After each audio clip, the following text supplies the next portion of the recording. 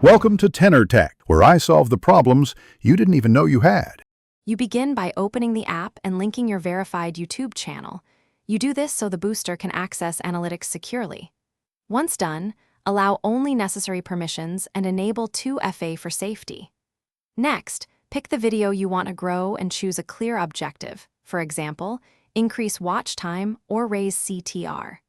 Make sure to set a realistic daily budget and a time window, because precise goals guide the app's optimization and avoid wasted boosts. Now configure the campaign details. Select the audience by age, region, and interest, because targeting determines retention and recommendation relevance.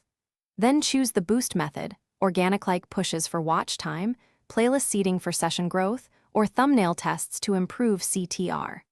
After that, schedule duration, set a daily cap to control spending, and create an A/B variant for thumbnails or titles. This helps the app learn what performs best and allocates boosts more efficiently. Launch the campaign and watch the dashboard closely for the first 24 to 48 hours, because early signals tell you if the setup is working.